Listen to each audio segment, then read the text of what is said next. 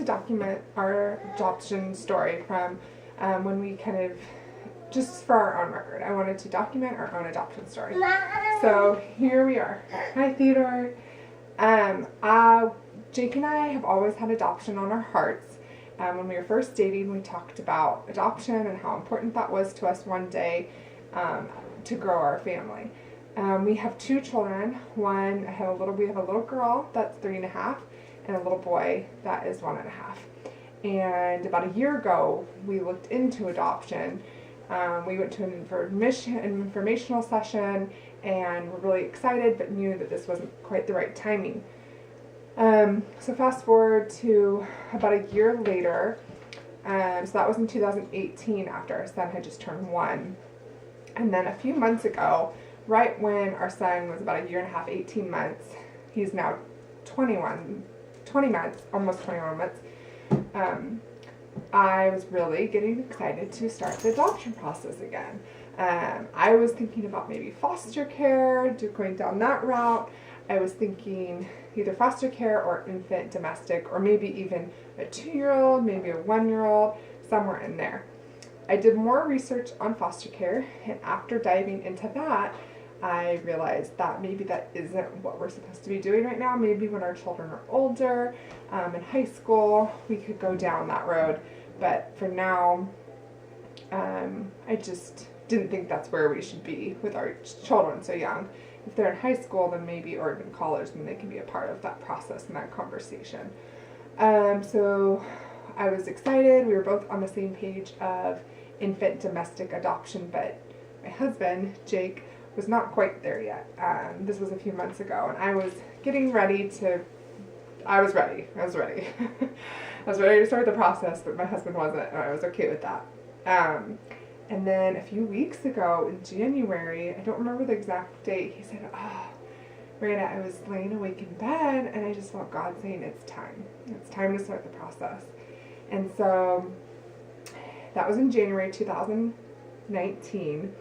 It's now February. It's February 6, 2019. And since then, the last few weeks, I've just been praying for the adoptive process, praying for the birth parents, the birth mother, the birth father, the baby, even if they're not conceived yet, just praying for their hearts, praying for who this baby is going to be, praying that we can be a positive impact and show Jesus to the baby, to their parents, their birth parents, to their families, whatever that looks like, that God would just start preparing our hearts, preparing their hearts, and that there would be, we know that there's a need in the adoptive world, that this child would be in need of a home and in need of a place to grow and be nurtured. And that also that it would happen organically, honestly. I know that Jake really is passionate about that it would happen organically, that there would be a need and that we could fit that need and be that. So I've been praying, I've started praying, and we pray at dinner time. We've started talking to the children, especially Penelope, who's 3.5, more able to understand that sometimes babies come from different places, not just mommy and not just my belly. So that's been cool. And then a few nights ago, we were laying in bed and we started talking about what would this child be? Who would this child be? What type of things would we be okay with, like disabilities or health concerns or gender or race? And we were on the same page with a lot of things. Gender doesn't matter to us. Health and what the mother was exposed to, the birth mother, and different things like that we're on the same page with. To be completely honest, I was more okay with like a deaf child. Other than that, all other physical things, as far as we know, we wanted a healthy baby.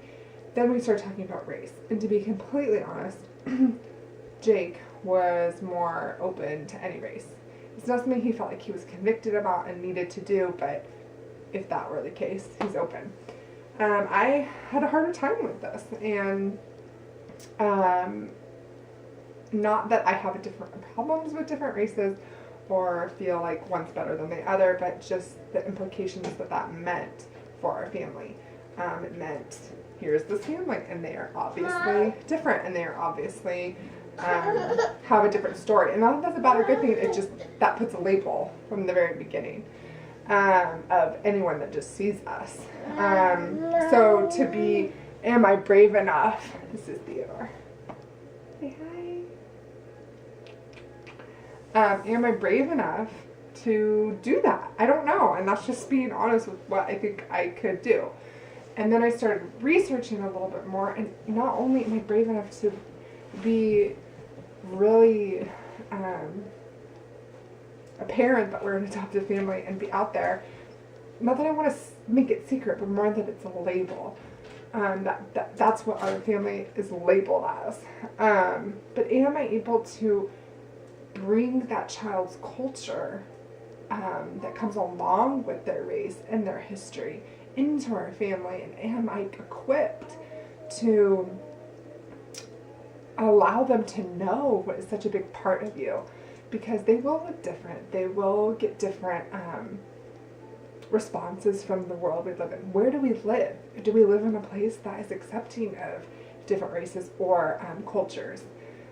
We do, but there's not a lot of diversity here. It's mostly Hispanic and a little bit of Asian, not much Black or African American.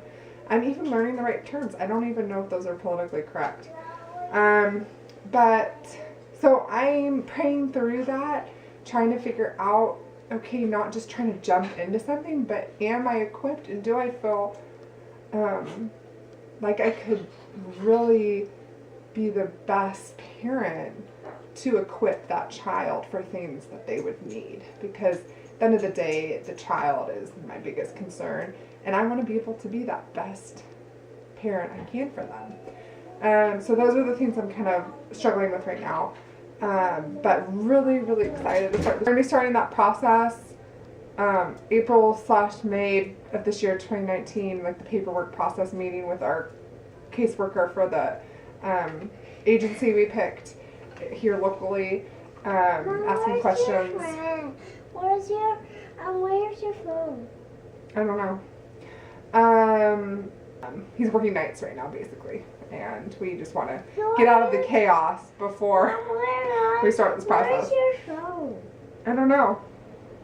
This probably will fit my living room. So I just wanted to document this journey video. I might do some journaling just for my own sake, but also our families, and just be able to look back on and see where we've come, kind of have like benchmarks of when and what took place where. All right, I think that's it.